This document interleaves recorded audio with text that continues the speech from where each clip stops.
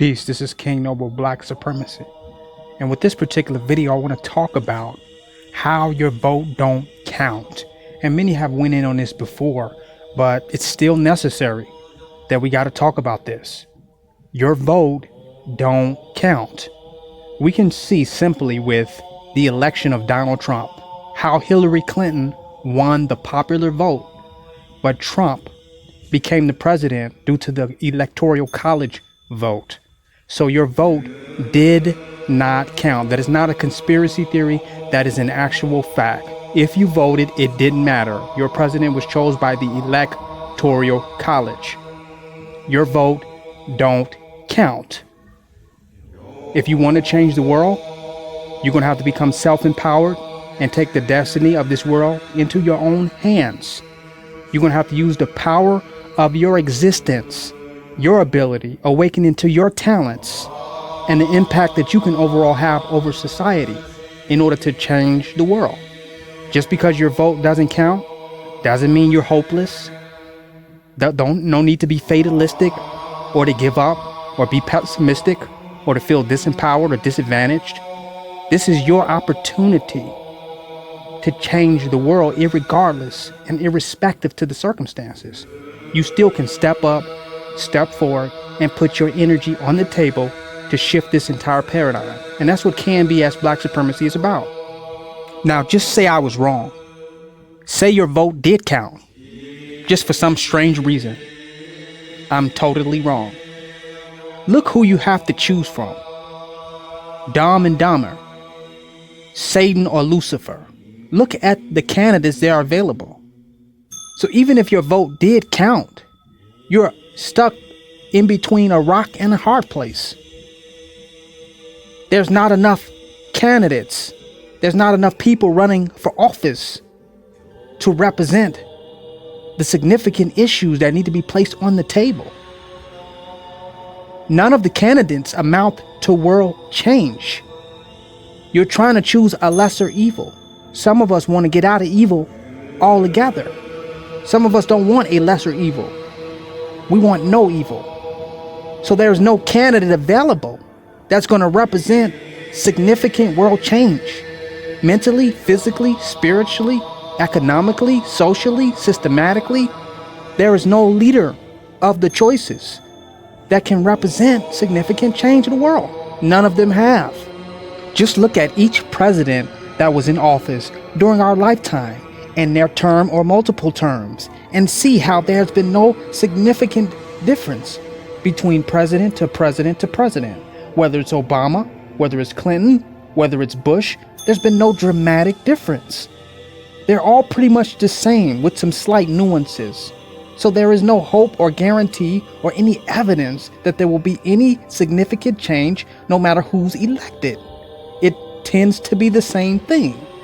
You see, your vote don't count for many reasons. One, you're depending on a whole bunch of assholes in Congress to get together and decide and agree and unify around certain positions so certain legislations can be passed to change the world, to lead to more justice, more peace, more financial abundance and prosperity to families and households. You want all these assholes in Congress to get together and agree. And they're already divided. There's already division. Just the idea of a Democrat and a Republican is a divisive idea. You mean to tell me that you can be a Republican in a Democratic government? How could you be in a Democratic government but be against Democrats? Makes no sense. You're going fighting wars in third world countries and other countries abroad or overseas to spread democracy. But here you got people that are against people voting and being Democrats because they're Republicans. Makes no sense. It's already divided. They're already at odds. They're already split. So you want these assholes to get together and agree on something that's going to make the world a better place? It's not going to happen. Your vote doesn't count for many, many reasons. Not just one, there's several reasons why your vote does not count. Your vote is not going to change racism, racial disparity, and discrimination because it's a preference, an orientation, an attitude. It's not going to change. Even if people at the top change, people still remain racist at the bottom. While the executive level may change and be non-racist, like we see in Obama's administration, the so-called first black president, it was still racist at a enforcement and legislative level. So see, racism is not just at the top. When it's not at the top, it's at the bottom. And when it's not at the bottom, it's at the top. So your vote is not going to change racism. Black independence will, when we're no longer dependent on white people and we are independent as a nation of people. We don't care how racist they are and how much they discriminate, because we're independent and we can ensure our own justice and our own rights and our own empowerment. Let's just say for some reason I'm wrong and your vote did count and you chose the perfect president that represented all the significant issues that could lead to world change. Say you selected the perfect Congress members. Say at every level of government, you voted for the perfect person.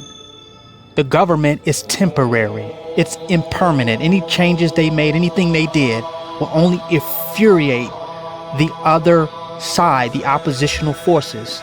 And the next generation of politicians will come and undo everything that president did and make the opposite extreme legislations. You can see that with Obama. When Trump came, he tried to undo everything Obama did, every positive thing that Obama tried to do. The next generation of politicians tried to undo that, and they were the extreme opposite. So any change that the perfect politicians or the perfect president would do would be changed by the next generation of politicians. So thus your vote still did not count. It's all impermanent. It's not going to stay the same. That's the nature of the system. It's built on polarization, opposition, controversy, conflict. So any good that would be made would be changed and it would not stick. So your votes still don't count. Okay, say I'm wrong at every level, every point I made. Say I'm absolutely wrong. You choose the perfect president. You put perfect people in all levels of government. Executive, legislative, and judicial. You choose all good candidates, all great politicians, and you get them all in office, and they implement all the policies that you like and legislate all the laws that you want to create real, true world change. Create a government that really reflects the best interests of the people. Guess what? Now, the white patriots and the white militias are going to overthrow the government. If you end racism and injustice against black people and create a real fair and just government that represents black justice, equality, and all this good stuff, the white militias and the white patriots are going to overthrow the government to reinstitute white supremacy. And there will be a revolution and a civil war.